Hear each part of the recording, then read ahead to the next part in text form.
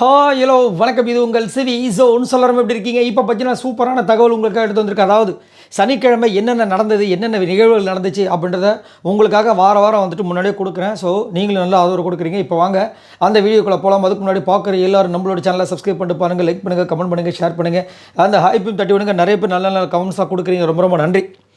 So Saturday already பார்த்தீங்கன்னா 3 promo வந்திருக்கு. First promo முன்னுரை ப்ரோமோ, அதை வந்துட்டு என்னென்ன நடக்க போகுது அந்த மாதிரி விஷயங்கள் தான்.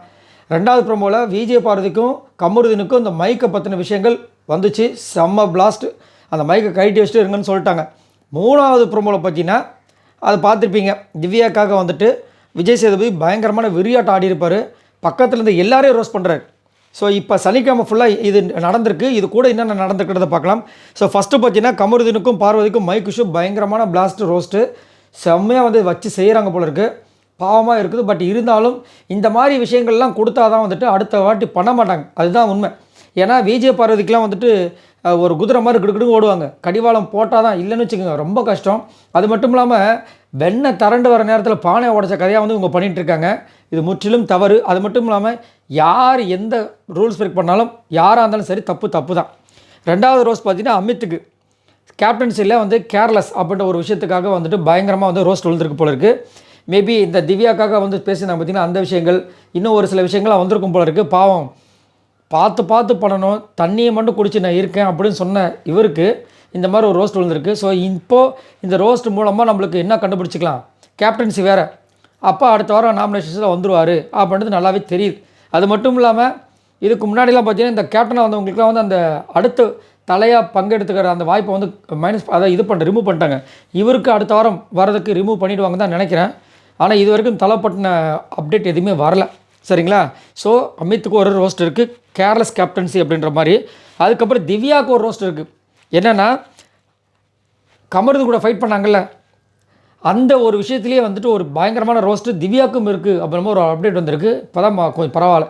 ஏன் அப்படின்னா கமருதனை மட்டும் கலாக்கிறது மட்டும் தப்பு கிடையாது, தப்பு இல்லை, தப்பு. அப்புறம் அமித்தை கலாய்க்கிறாரு, சாண்ட்ராவை கலாய்க்கிறாரு, ரம்யாவை கலாய்க்கிறாரு.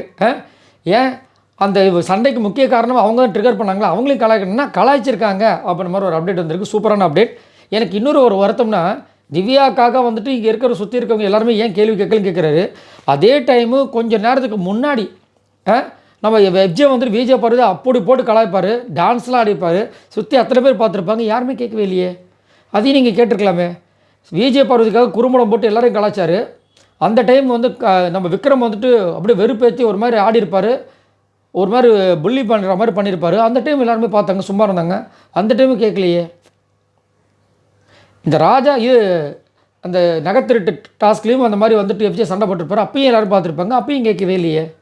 ஏன் இப்போ மட்டும் இந்த மாதிரி நடக்குது ஒன்றுமே புரியல. அடுத்தது பார்த்தீங்கன்னா வினோத் வந்துட்டு ரோஸ்ட் பண்ணுறாங்க. திவ்யாவோட அந்த இஷ்யூவால் தான் வந்து அதை பார்த்துருப்பீங்க ப்ரொமோலேயே அந்த விஷயங்கள் வருது. அதுக்கப்புறம் சபரிக்கும் விக்ரமுக்கும் பயங்கரமான கிளாப்ஸ் வருதான். ஸோ விக்ரம் வாதாட்டம் அந்த வக்கீல் ஒரு விஷயம் பயங்கரமாக பண்ணியிருப்பார். உண்மையிலே நம்ம ஹேட்ஸ் ஆஃப் சொல்லி ஆகணும். பாயிண்ட்டாக அவ்வளோ அழகாக எடுத்து போகிறாங்க. நிறைய பேர் வந்துட்டு இவரை தான் சூஸ் பண்ணுவேன், பாயிண்ட்டாக பேசுகிறான்ற மாதிரி பண்ணார். சபரிக்கும் ஒரு அப்ரிஷியேஷன் வந்திருக்கான், கிளாப்ஸ் வந்திருக்கான், வரும் தானே செய்யும். எடுத்தது 2 கேஸு. அதை வந்துட்டு பெருசாக அதாவது விக்ரம் கூட சூப்பர் பாயிண்ட்டாக பேசினார். இவர் வந்து பாயிண்ட்லெஸ்ஸாக பேசினார். அதுவும் வந்து ஒரு வார்த்தை சொன்னார், நீங்கள் வந்துட்டு ஏன் பிக் பாஸ் இந்த மாதிரி ஒரு தண்டனை கொடுக்கணும் இந்த வீட்டுக்கு, இந்த மொத்த வீட்டுக்கும் அப்படி நினச்சி நீங்கள் இந்த தப்பை பண்ணியிருக்கக்கூடாதுன்னு ஒரு கேள்வி கேட்டேன். எனக்கு அதில் சுத்தமாக உடன்பாடு இல்லை. ஆனால் நல்ல திறமையான ஒரு பேச்சாளர் நம்ம சபரி, நல்லா அப்படியே டக்குன்னு கட் பண்ணி பேசக்கூடிய ஆள். பட் என்ன பண்ணுறது. பட் இருந்தாலும் இங்கே சபரிக்கும் விக்ரமுக்கும் ஒரு கிளாப்ஸ் வந்திருக்குன்னு ஒரு அப்டேட் வந்திருக்கு. அப்புறமா லாஸ்ட்டாக வந்துட்டு ரம்யா எவிக்டட். ஏன்னா சாட்டர்டே வந்து ஒரு எவிக்ஷனு, சண்டே ஒரு எவிக்ஷனு.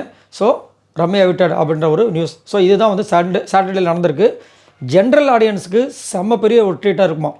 இப்போ விஜய் பார்வதி பார்க்குறவங்களுக்குலாம் வந்து பெரிய ட்ரீட்டாலாம் இருக்காது, வச்சு செய்வாங்க. அதனால் அவங்க வருத்தப்படாமல் வச்சுக்கோங்க. கமரு ரசிகர்களுக்கு செம்மையாக இருக்கும், திவ்யாவோட ரசிகர்களுக்கு பிரச்சனை.